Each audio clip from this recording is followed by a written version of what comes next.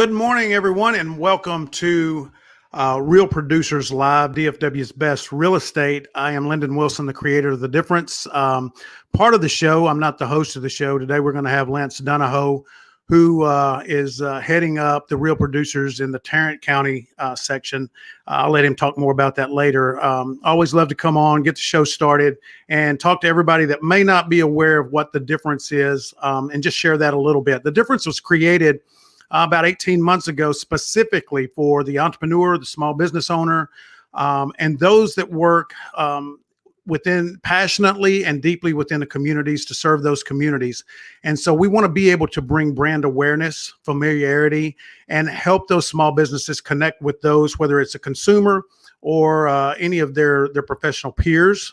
And we created this network. We run probably right now about 15 shows a week. And we have been up as high as 20. Right now, we're about 15. We've got a goal to double that within the next 6 months. Last year, the Difference Network had over 600,000 viewers. Now, when I say that, I do say it with pride, but I also remind folks that most celebrities get that much with one crazy tweet.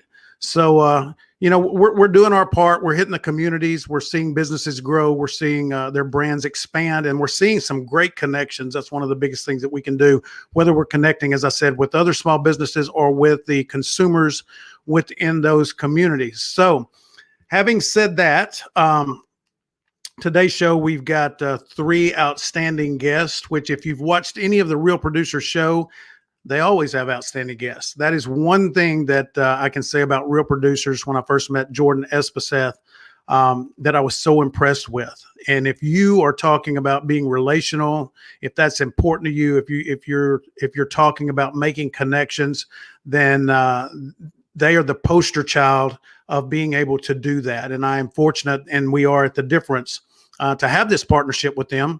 So I don't want to take up any more time of our show. I want to bring on Lance now. What's up, my friend? How are you doing? Hey, brother. I'm doing great, man. This is exciting. We got a great show here. I'm so excited to introduce our guest here in just a minute. Yeah. It's going to be great. Going to be a great show. We get to spend a little time. Well, of course, you already know them, but I get to meet them for the first time. And we always spend a little time together backstage before we kick this off. And I cannot wait to pick their brain. Yeah, they were rowdy, right? And so many secrets revealed. That's what was crazy. So I'm going to keep that secret. That may be, but anyway, Lance, tell everybody that may not know who you are. A little bit about you, how you got started with Real Producers, what's going on with Real Producers. And before the show ends, I do want to remind you to share any events that you guys have coming up, because I know you're always doing something for the community. But go ahead and talk to everybody now and let everybody know who you are. Yeah, well, thank you for that reminder. We do have a big event coming up, but I'm Lance Dunahoe. I am the co-owner of Tarrant Real Producer magazine. My partner, Jordan Espeseth, he launched the North DFW and Dallas Real Producer back in 2018, 2019. And of course, that community just, it really did change people's lives. And I'm so excited to be part of this new community as we introduce some of the best agents, the top 500 agents in Tarrant County to this community. It really is such a relationship-driven community. It's the best realtors and the best businesses that they work with and that they have referred to us to be partners. So it's this vetted group of professionals. And so the best and the best. And so we love that it just has this integrity about it. And I'm so excited about our guests today because they are folks that have been introduced to us by other top agents. But kind of the background, that's how I got involved in the community. I was a partner with my inspection company. I am a partner, still am, in the Dallas and North DFW. And I went from the role of client to an owner. It's kind of like Men's Hair Club. You've heard me say that before. I'm not just a member. I'm not just the owner, but I'm a member, right? For those of you that don't remember that, that's okay. I date myself often. Yeah, you're dating us all there, Lance. But that's okay. Yeah. There's got to be a new, more relevant one. But that's how I got involved, and I really some of the relationships that I developed in Real Producer and the platform, able to nurture those and continue those, was a game changer for me. And so I'm so excited today You ready for me to do an intro here? Man, I am. Let's get them in here. Okay, so of course we've got some fantastic partners in Tarrant Real Producer, and it's always fun to be able to introduce our partners in different ways to our audience. Today I have the privilege of introducing Tom Heinz. Tom, are you there? With Allegiant's title. He's the Tarrant County Sales Manager, and so excited to have you on. And you've also brought a guest with you, Miss Blair Raggio. She's the EVP and Strategic Development and Operations for Allegiant. So happy to have you guys on there. Tom and I had an opportunity to sit down recently. We'll talk a little bit about that. And then you've invited a guest as well, one of your top agents, somebody that has made a difference in your life, and I think likewise. And of course, that's Mark Bartos. He's a realtor and founder of the B Realty Group. So we got a lively bunch here. So I'm going to let you guys introduce yourself to each other, but I do want to say something about Thomas before I get started. And I'll let you start, Tom.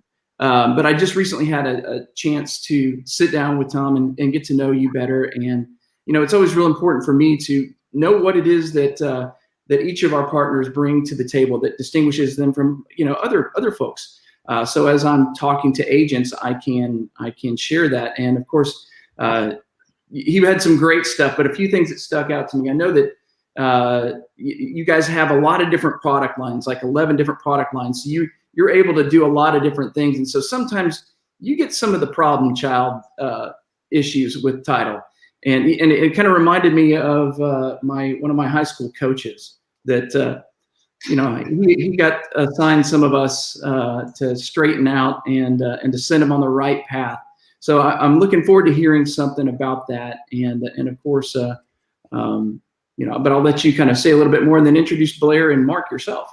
Yeah. Well, thanks again for having me on here. It's an honor.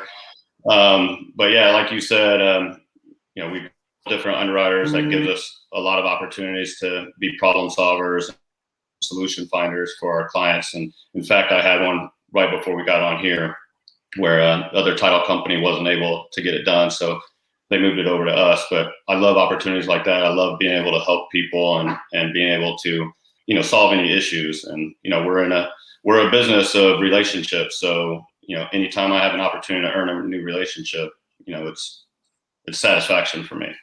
So, but yeah, Blair Raggio. What's that? Yeah, who'd you bring? So I've got Blair Raggio. She's in our Dallas office. She's an attorney as well. She's also an escrow officer. And then I also brought Mark Barata with the B Realty Group, who is a great guy. We hit it off right away, and he's involved in my life personally and business-wise, and I'm happy that he was able to join us today. Right on. Well, Blair, I'd love for you just to say a minute about I know that you've been with Allegiant for a while now. I think you're kind of a legacy, aren't you, in the group?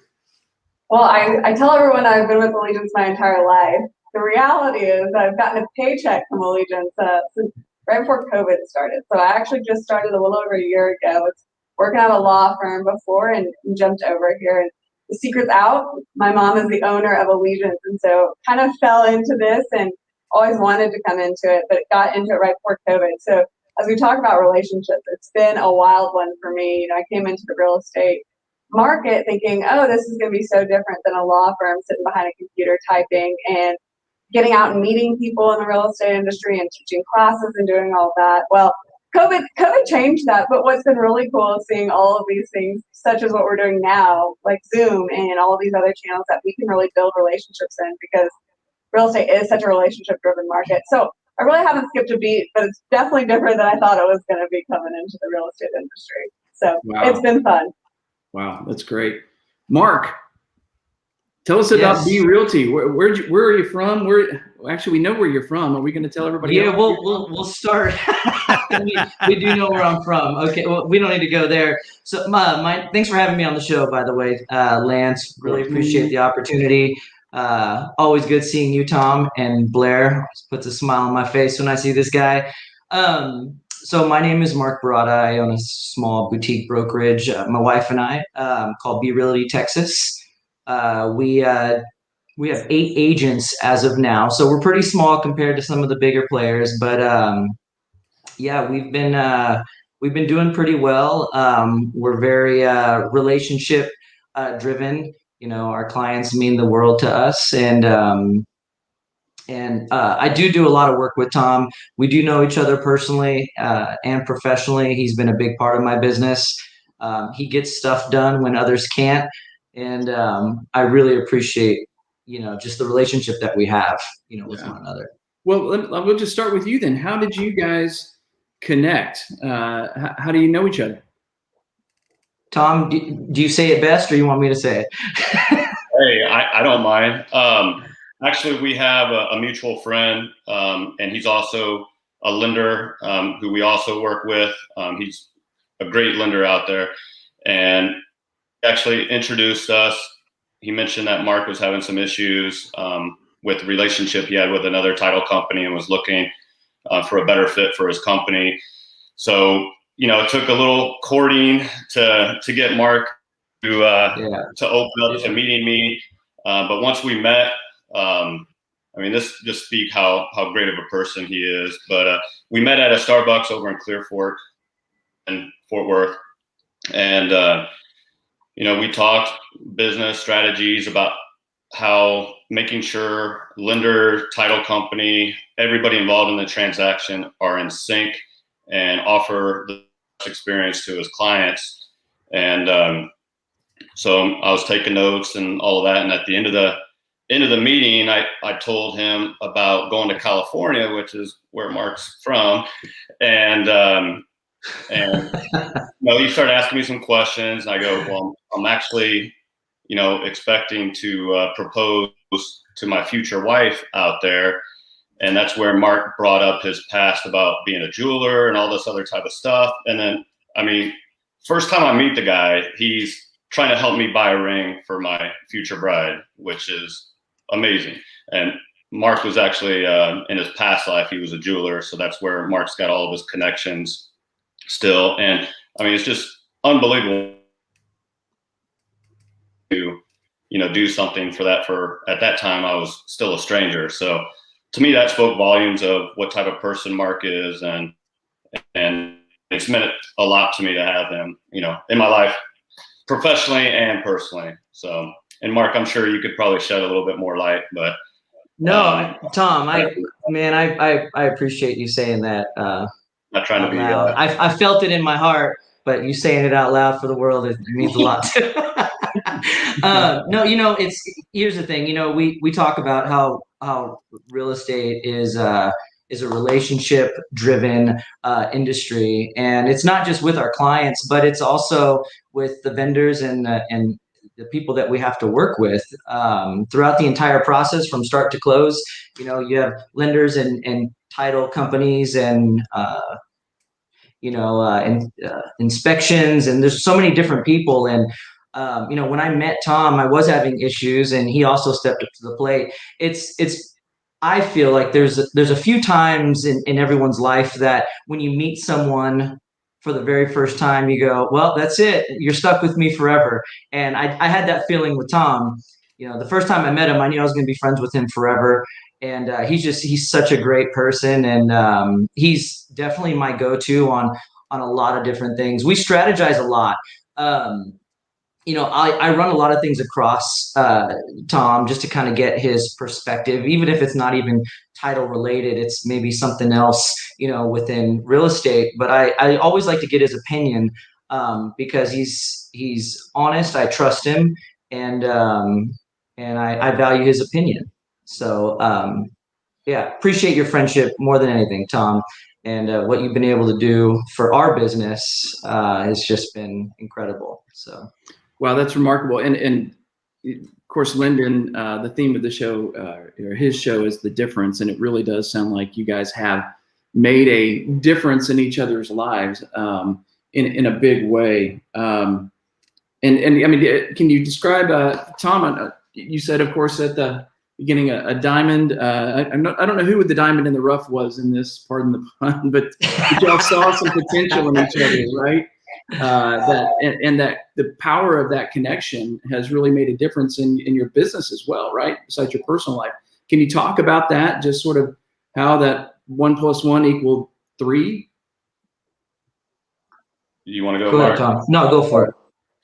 No, I mean, it's just great having partners like Mark. I mean, I've got several partners that are amazing, and I mean, I love all the people I work with. I really do, and I know Emily, who is my fiance. She's not too happy with that because of wedding invitations and stuff like that. Because I want to invite everybody, and just because I feel like everybody that I work with is very important to me, not just because I do business with them, but I mean, they mean a lot to me and my family. And I don't know, I just love everybody I work with, and always want to make sure that they're involved in my life, not just, business wise. They're not a transaction to me.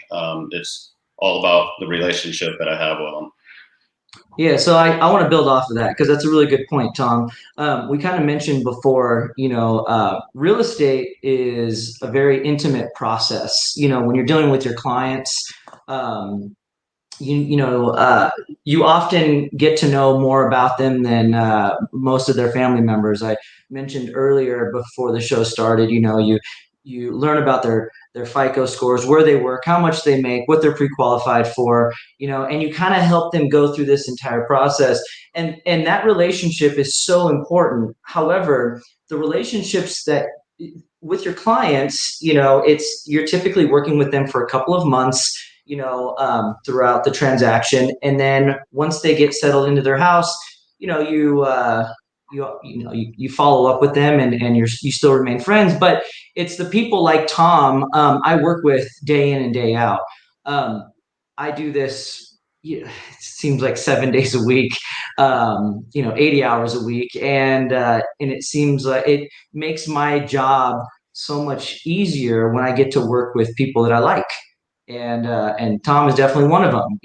We're friends. I can call him up, late at night if we're having an issue with one of the deals, and we'll sort it out. We'll work it through, and that's really, really important. We touched base on earlier as well how nowadays a lot of people are wanting technology to kind of take over the human element of real estate. But at the end of the day, like I said, it's a very intimate process. You need to have that communication one-on-one. This is very, we're all humans in this. So yeah.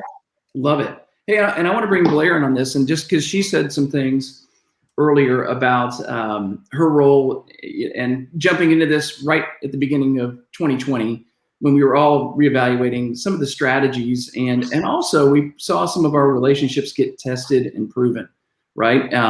So what I want to ask, and what you just said as well, Mark, the disruptors of technology and stuff that in some ways are,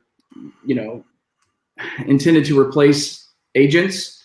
But some of the smartest agents I know have leveraged those and really have built off of those as a foundation. But looking back at 2020 and some of the challenges that you might have faced, what are some of the things that you learned that you're still implementing that really strengthened those relationships, or the things that you do to stay connected with your clients? And Blair, I kind of want to ask you, because you were the one that was out there doing business development and that kind of thing. How did you connect in 2020, and what are you doing for 2021 that's still working? So one of the big things that Allegiant is known for is teaching, and I think we were able to implement Zoom classes pretty early, which allowed us to really get in touch with our clients. And even on Zoom, they could ask us questions. You may not get the body language interaction that you have, but you were able to really be helpful in the situations and times that they needed it, because they had so many questions. They had so much unknown. As realtors are going out there trying to protect their clients, trying to protect themselves, trying to sell homes, buy homes, trying to do it all in a market where you can't even go see the house. So at that point in time, they had so many questions, and we were really able to answer for them over the Zoom calls. But another thing that, as Mark and Tom bring up, just having those connections with realtors via phone. There was so much use of the phone, which is great.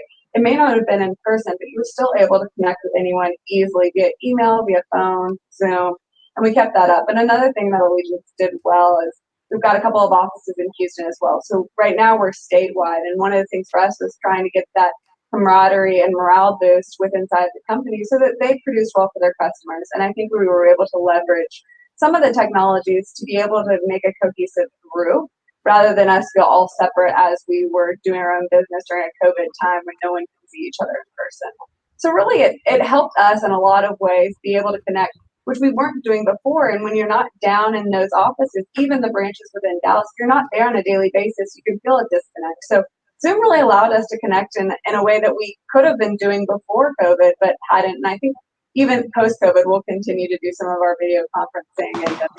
And yeah, it is nice. Just to be able to have this conversation and be in my comfy, sweatpants. It's a beautiful thing, right? That's right. You got sweatpants underneath there, Lance? The old Seinfeld with George Costanza or whatever the line is. That if you're wearing sweatpants in public, that just means you've given up. Yeah. So Mark and Tom, I want you to kind of chime in on that as well. Sort of some of the things that you implemented in 2020 that are still working for you in 2021, and even now in this low inventory market. What are some of those strategies that maybe are working for you that you didn't know that were going to have that unintended impact on how things are in this market? Well, 2020 was definitely a unique. COVID kind of threw a wrench into everything. And it was pretty devastating for a lot of people. Fortunately, we were still able to work. One of the things that my wife and I really tried to implement, we sat back and our clients' experience with everything is absolutely the most important thing. It's number one on our list. And I think Blair hit the nail on the head on this one. I think making sure that they're educated each step of the way and understanding what the market is doing. We had to think outside the box. You have virtual tours, Zoom calls, we had to be kind of creative to make sure that the clients were still getting the experience that they wanted. Training agents more so than ever. I told them, listen, technology is so critical right now. You need to use it, but use it in a way that you can still create that relationship. But definitely thinking outside the box. It's made us take a step back and reevaluate how we've done things, which I think is great. It's allowed us to grow and become better. We're still doing a lot of the same stuff we do today. As a matter of fact, most of us are still working from home, which is probably something we're going to continue to do for a little while. I think we've kind of adapted to all of it. No one really wants to go into an office at this point. So I think that's one of the biggest things. Yeah, COVID was pretty tough for me because a lot of my relationships that I try to build is done through one-on-one, meeting with people in person and stuff like that. So it's made it, during COVID, we're still in COVID, but at the beginning, it was really tough to meet those people who were really reluctant to meet somebody new. Just, I guess, the fear of, possibly bringing it back to their family or anything like that. So it was really difficult. And I kind of transitioned into a notary signing agent. And I mean, it was really nice because I got to meet the homeowners and the buyers. I enjoyed just being able to get to meet some people and seeing faces because, we didn't really shut down. We're pretty much, essential. We were essential. So we were pretty much business as usual. And, everybody has a loan to close and a property to buy or sell. So we didn't shut down. And so it was definitely difficult. So I'm looking forward to, making friends and hopefully producers will be a great platform for that, which I know it will. And so I'm excited for 2021 to, end great. So here's one. This is a little bit more of a personal question, but I think it's something that I had to come to terms with. One of my favorite books is from a guy named Charles Duhigg, and it's called The Power of Habit. I don't know if you've read that, but 2020, some of us created some great and powerful habits, and some of us created some really bad habits, and that we may be trying to break in 2021. So first, I want to hear what is a powerful habit that you maybe created in 2020 that you carried into 2021 that it's really helping you either personally or with your business, and then one that maybe you're struggling with to break at this point. I'm going to start with Blair on that. All right.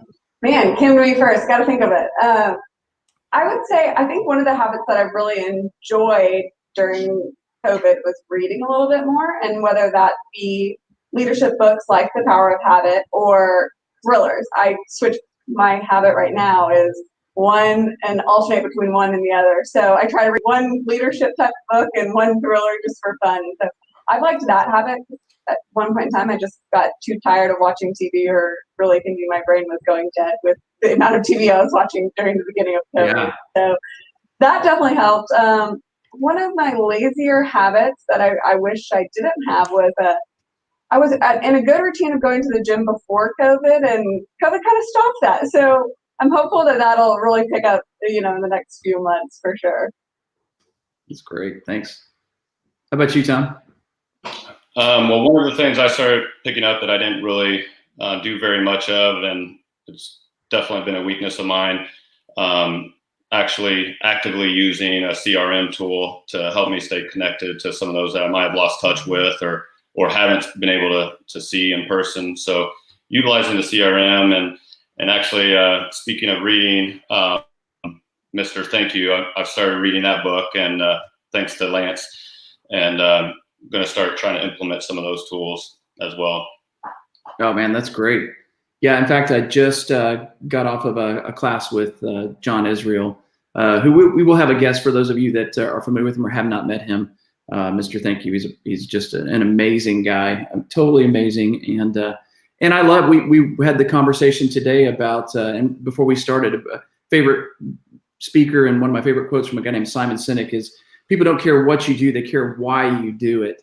And I know, Mark, I want to hear about your habits, but we talked about that earlier on too, about the why behind the what, because of course we all want to make money, but it's what are we going to do with that money? What's the why? So it was great to hear John's version of that today, and we'll come back to that because I want to hear Mark's answer about habit. So, for me, 2020 was kind of like I said, it was kind of a challenging year. No one really kind of knew what was going on. So, one of the habits, I think good habits that I think I started was, after you do this for quite some time, and I think you start to become a little complacent on like Tom said, with the CRM and the follow up and stuff, things like that. I think the market shifted when COVID hit, going from a buyer's market to an extreme seller's market. So it shifted all the way across. And so the way I had to, the habits that I formed in order to get transactions to close, it kept me on my feet. It had to keep me sharp. So I think I started some really good habits. It started off by waking up early in the morning, getting a cup of coffee, logging onto the MLS, finding out what some of the up and coming properties were in my marketplace, sharing that with my agents, connecting with them more. And these are things that I started doing because of COVID. It became really challenging, when you have 20 or 30 offers you're competing with to get your offer accepted. And so I would strategize with my agents a lot more. And I think that's something a habit that we've created that we're going to continue, that I think is making us a lot stronger. Some of the things that I maybe don't do is, Blair, like you said, I haven't touched a gym in about a year. And I'm still trying to lose that COVID weight, get the karate body back. But it's going to take me some time. Right. Yeah. I developed karate body watching Cobra Kai. No, I was not, but it didn't have the effect I thought that I could just sort of. That's a different. That's a different kind of karate body there, I think. It's so good though.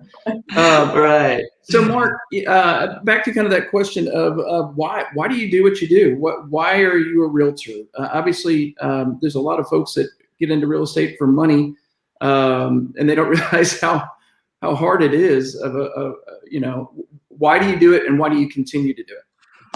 I'm glad you asked that. So anyone that knows me knows that I'm a really passionate guy, and I love the fact that I get to change people's lives. So I keep bringing up the fact that real estate is a very intimate process, and oftentimes, you're helping someone by arguably the most important purchase of their life, right?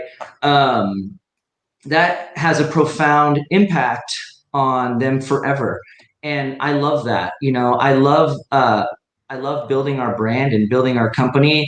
And one of the things that Mary and I, my wife and I, really, really focus on is agent development. If you asked 10 of the top agents in the country, how did they become as successful as they did? I can nearly, I can certainly tell you that you're going to get 10 different answers. And so, me helping agents develop into their best version of themselves is a big reason of why my wife and I do what we do.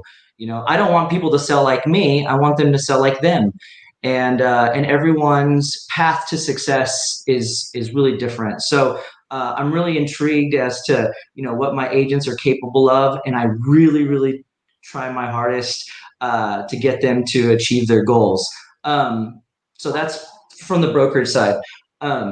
With my clients, people got to like you before they do business with you. Every time I meet a client, I look at it as if I'm meeting a new friend. Sometimes friendships don't work though. You have to have chemistry with your clients. It's really, really important. I'm fortunate enough that, if there's, for some reason, maybe I'm not clicking with one of my clients, my wife usually tends to, and Tom knows Mary, she can come in and everyone loves her. So we have options for them, but I'm not driven by money. I'm driven by passion. You can make an incredible career in real estate. I think if you're passionate enough about something, the money will be there. And that's with everything. It's not just real estate. It's in any industry. If you love what you do, then eventually, the money will be there. So anyways, I hope that answered the question. Yeah. I just feel sorry for Tom to have to follow that. Well, I get to thank Nate Pruitt, who is our state sales manager, and he's also offices with me in Fort Worth. He made us do this branding webinar last week, and we had to do archetypes, and my archetype was caregiver. So I love just helping people. I get satisfaction out of being able to find solutions and being able to help people get their transactions closed. I love meeting people. And as you mentioned on your Facebook post, thanks again for that. I love fighting, and that's what I'm about is, making sure, we exhaust all possibilities on any type of transaction. I'm not a no person. I know not every single transaction can you close, but I get satisfaction out of being able to turn a no into a yes when somebody else told somebody no. So, to me, I did mortgages also, like Lendon did for several years. And that was something that, gave me a lot of gratification, is being able to help someone achieve home. And, it's, I don't look at anybody as a paycheck. I don't look at a client, a buyer, seller, anyone. It's all about helping them to obtain their goals. So sorry, I probably didn't make it to Mark. No, that's great. That's fantastic. Man, that was amazing. Blair, I know that your mom told you had to do this, but why else do you do what you do? And you're making me follow those two. So I actually really love jigsaw puzzles, and as weird as that sounds, I think it is so correlated to real estate. I think real estate can be very complicated and have a lot of pieces that fit together, but what you can come away with is a full puzzle, and I love that. I love finding the challenging things in real estate. You're learning something new every single day. Every house is different, every owner is different, every buyer is different. So there's all these intricacies. You're constantly learning, and I think that's a fun part about real estate is you come up with a new solution all the time. One of our tagline is trusted resource for results. And I really think that Allegiant helps come up with those results. Now, I've only been at Allegiant's title company, so I can only speak to that. But the solutions that we can find here are so fun, and I think that's interesting just to learn, one, the history of real estate, but then also finding solutions for the future, because there's always coming up with something new. So that's what I really like. And internally, I really like training, as Mark kind of said, he focuses on his agents. I love working with the escrow officers and teaching them how to technologically do something better on their computer, or make them more efficient, or make them provide better service to their clients because they had some solution that they could provide to them without having to go to somebody else to get that. So it's fun to have those solutions for both internal people and our external customers. Love that. Agreed. You guys all touched on so many things that are just so interpersonal and relational about real estate. And that is, I think, something that distinguishes a lot of professionals, particularly in this kind of iBuyer environment. And I kind of want to talk just for a minute on that, is how are you competing with that, with what you do? I know we talked about some of the education stuff, but really, how are you using the tools that are out there and also distinguishing yourself? And I may be kind of borrowing from my friend John Israel, but becoming irreplaceable as a professional in this industry when people outside of that are being bombarded by those programs that really kind of take the personality and the relationship out of real estate. I don't know if I asked my own question, Thomas. Yeah, or Mark. Did you say me? Whoever. Yeah. Well, one of the things I pride myself on that you're not going to get from a internet buyer, although I probably don't really compete with them except for the title company they work with, but I make myself always available. I try to answer every single phone call anytime if I don't answer, then I try to call back right away. We've got some tools to help educate buyers or sellers, letting them know the difference between internet buyers and actually having a live real estate agent, and just informing them about what they're leaving on the table by going through one of those programs. And that's really about it from the title standpoint, as far as what I provide or Allegiant's title can provide. I'm sure Mark probably faces the challenges a lot more than we do, working with sellers and stuff like that are just wanting that quick, fast money, which right now in today's market, properties are selling pretty fast. So you want to touch some of your challenges? So Lance, can you just rephrase the question? So you're saying, what makes us different in this ever-changing? Yeah, so I guess in some ways I'm asking you to defend your profession, right, without being defensive. Right. In this iBuyer environment, right. What is it that is compelling, that would compel somebody that's, we sort of sometimes get into a bubble because we're all in real estate in some ways and having these conversations, but somebody looking at it from the outside goes, wow, hot market. I can put my house on the market and sell it like that. And then a buyer, of course, why do they need your help right now? Well, so having a real estate agent represent you is absolutely crucial. Whether you're, a seller or a buyer right now, you need someone that understands your position and your leverage, and someone that's going to be able to negotiate with you. But more so than that, I think a lot of sellers, like you said, Lance, are so concerned with the top dollar, the highest offer, I guess. And that's not necessarily, even though it's the highest offer, it might not necessarily be the best offer. I think educating your clients, knowing what you're talking about, educating yourself, to be able to explain to them what everything means on the contract. I think is important. I really do always take a step back and try to explain everything to my buyers or sellers. Now, in real estate, whatever side you're representing, you have to understand your position and your leverage, right? I do think that at this point, there's always a win-win for everybody. You can always write a contract that is going to work in everybody's favor. Again, you're going to have a little bit of leverage depending on if you're on the buy side or the sell side. Right now, it's an extreme seller's market. We're seeing 20, 30 offers, on a listing. However, from a buyer's agent standpoint, there's ways that you can write an offer that are going to cut through all the other ones. And that's writing the best offer for the seller and finding out what that is, working with the listing agent. That's what we do. And that's what I try to explain. It's kind of hard to do that via text.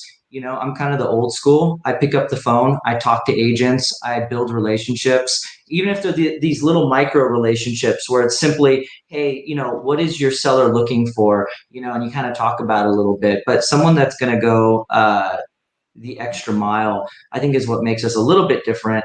And, we try to teach that, at our brokerage. It's funny. A lot of the newbies come in and they start counting their commissions before they even go through. And I think it's a bad habit to get into. I think you need to focus on the relationships first, and then, and the deal and the negotiations. And then when it's wrapped up, you can enjoy the fruits of your labor, if that makes any sense. Absolutely. Oh, hey, Lendon. I'm back. I never left. I just went off camera. I like for y'all to be seen more and me heard less. I've got a couple questions for y'all because first of all, this is for all three of you. Okay. What did and this is completely off base, but I always want to do this because I like to see the journey. What'd you want to be when you grew up? Mark, let's start with you. Well, it wasn't a real estate agent. It rarely is, isn't it? It's funny. It seems like getting into real estate is always like a secondary career. No, when I was 18 years old, in high school, I took a metal shop. I don't even know if they offer that anymore in high school, because things have obviously changed. But I started making rings and little jewelry pieces, and I thought that was cool. I really didn't have the money to go out and buy it myself, so I thought I was always a pretty creative guy. So I wanted to be a jeweler. That ended up metal shop parlayed into a 15-year jewelry career, where I owned 3 fine jewelry stores in Southern California. I studied at the Gemological Institute of America, and I went to the Jewelry Arts and Design College to get my master jeweler's certificate, where I taught 3D jewelry design there as well. So my first, I guess, career that I wanted to get into was jewelry and being a gemologist by trade. That is really cool. I bet that's an interesting feel. Yeah, it was fun. It was it was artistic. It was different. And I felt that I did the best that I could, and I met a lot of great people along the way. But I guess how all good things must come to an end, right? Yes. So here's the trick question, and this gives Blair and Thomas an advantage because they're going to get it too. Okay. What did you learn as a jeweler that you use now to really help you be a good real estate agent? So if anyone that's worked retail, it's a service-based industry. You have to learn how to communicate with people. You have to learn how to not only communicate, but educate people. A lot of the same principles, that I learned in my former career, I use in real estate today. Mm-hmm. It's funny. The parallels between the two there's actually a lot. when someone comes in and buys an engagement ring, at that point in their life, that's the single most important purchase of their life. They're buying it for someone that they plan on being with forever, for eternity. Very much like real estate. When someone's purchasing a home, a very intimate process. You get to learn about them, whether it's their first purchase or their last. They do plan on living there, building memories in that home. The similarities are a lot. So I learned quite a bit in the jewelry industry that I brought over to real estate. Awesome. All right. Blair, we're going to go to you next. Same question for you. What did you want to be when you grew up? Well, I'll try to make a long story short. When I was, I think, 12, Dawn, the owner of our company, sold the company and came home and celebrated with the family, and I started crying. But mind you, I hadn't talked to my mom in 2 years at that point, just being an early preteen girl that is typical. And I cried. She asked me why I was crying, and I said I thought I was going to take over the company from you one day. So I have dreamed of being here in this position since I was a little girl. Mind you, I went to law school and started at a law firm after school and loved that job and loved the people there. So I had a really hard time leaving when I needed to make the decision about coming to Allegiant. Not because I didn't love the opportunity of Allegiant, but I enjoyed what I was doing at the law firm as well, and I was in finance, so I wasn't doing quite real estate, but had some really great people, learned a ton, and had some great experiences there. So liked both, but I couldn't give up this opportunity that I knew I had talked about when I was 12 years old. So that's what got me here. That's a good story. Let me ask this. I'll give you a little twist over what I did with Mark. What did you see with your family as they ran the title company that you learned and you use just on almost a daily basis today? That's a good question. I think, to be honest, hard work. I don't think running a title company is easy, and I didn't come into this thinking it would be easy. I thought, my mom worked around the clock, not in a bad way. She was always there for us, always at our soccer games, at everything. But if she had to pick up a phone call at the soccer game, she would pick up a phone call and answer a question for a realtor. So I really think that the hard work played out, going to law school, getting my degrees, going to work at a law firm, and then even coming here. I haven't just thought it was going to be an easy game throughout the entire time, but really use that. So I think that's really what I've seen. And that includes my entire family. All hard workers, siblings, and my dad. But I'm just speaking about Dawn at Allegiant. Just I've seen that from her. So having your family around and being able to observe them really gave you an insight into the realistic expectations of the job, right? Because I think what Mark said before, people get into real estate because they want to make a lot of money, and you can make a lot of money if you do a lot of work. That's right.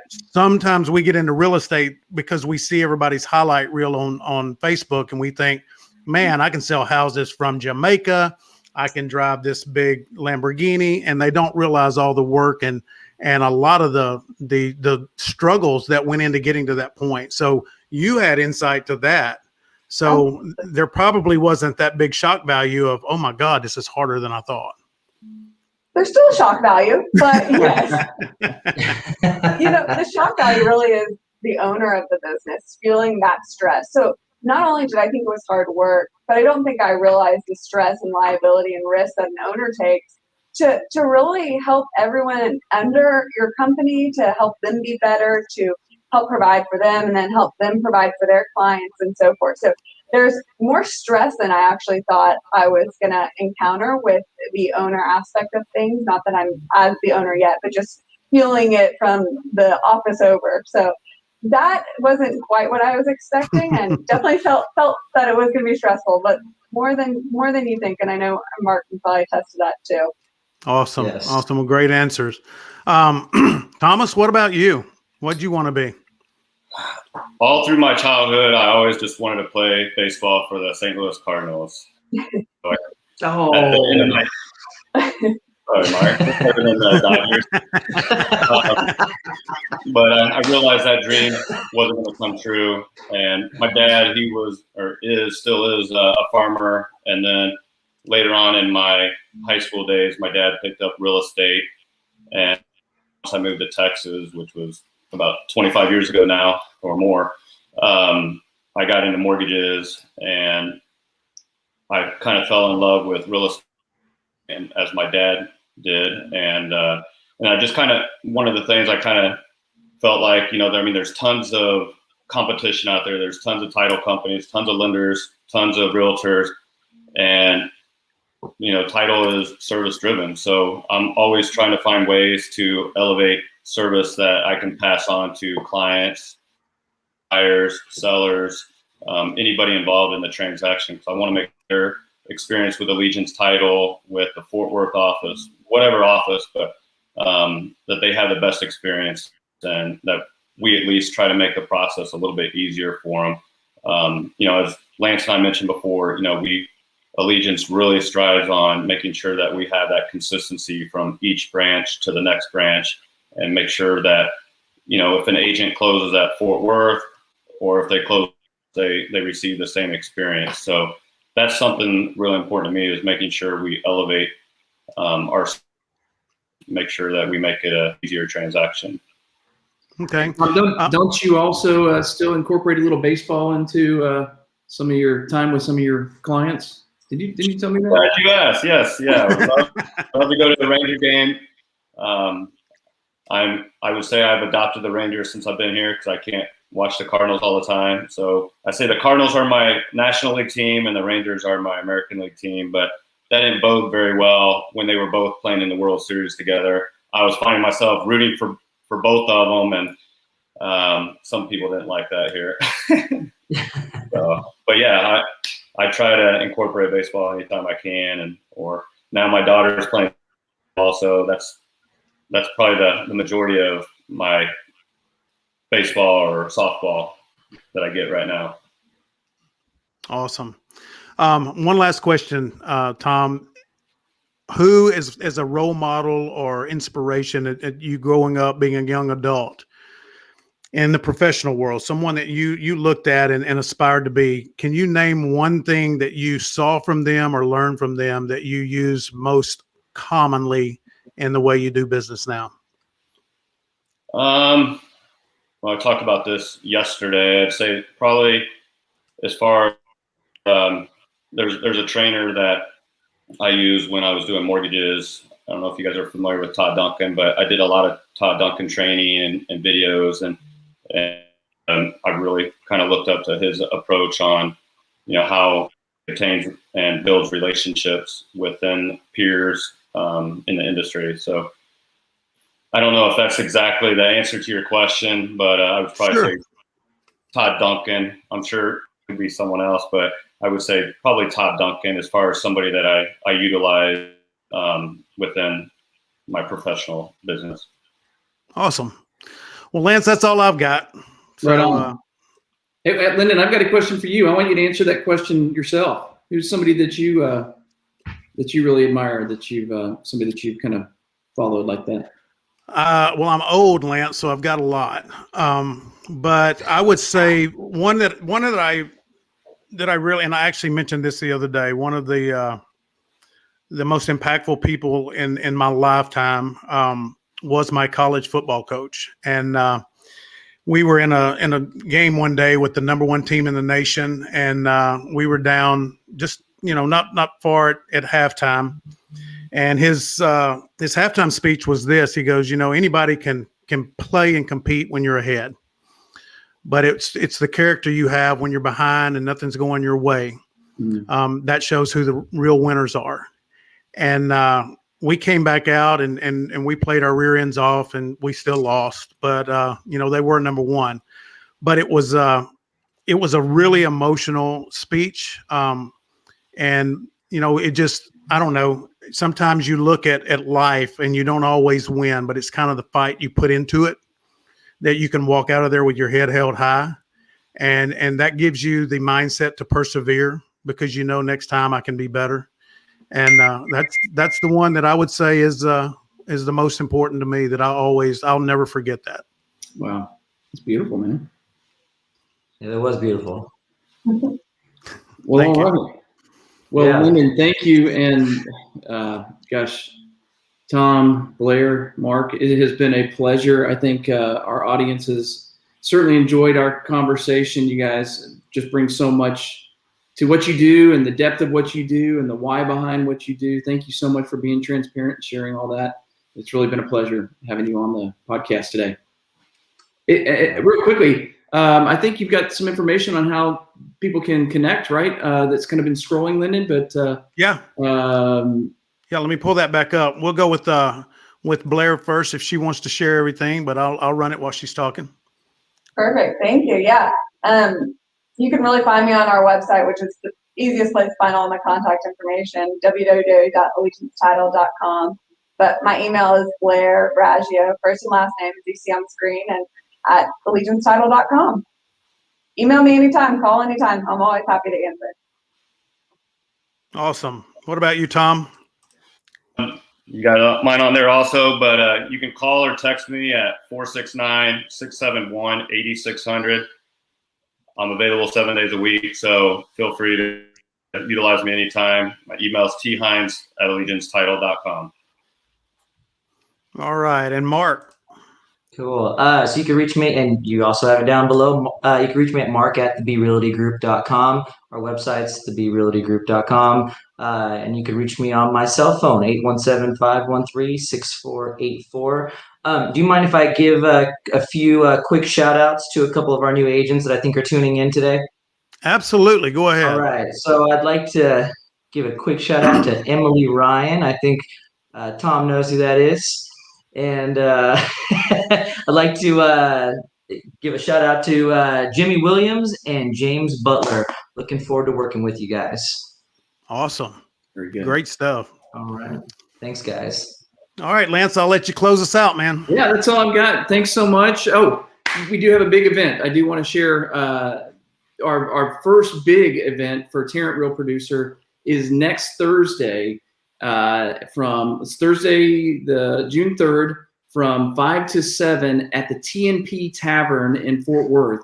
And for those of you that are familiar with this, you know what a killer venue this is. It's a beautiful old train station. It is the Texas and Pacific Railroad headquarters.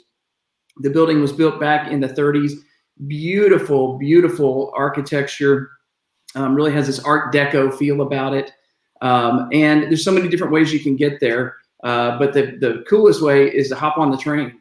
And so for those of you that are up in northern Tarrant County, you can hop on the train and it's the last stop. So such a cool venue. We've already got about 200 of our top producing agents and partners that have registered. So it really is going to be a room full of incredible folks. So for those of you that have received an invitation, please RSVP so that we know you're coming. It's going to be a special, special night. So hope to see you there. All right. Great deal. Well, we want to thank everybody for tuning in. Tom, Mark, Blair, thank you for sharing so much with us and being part of the show today. And Lance, you got anything else? If not, we'll close out and we will see everybody next Thursday. All right. Thanks, Ryan. Thank you, everyone.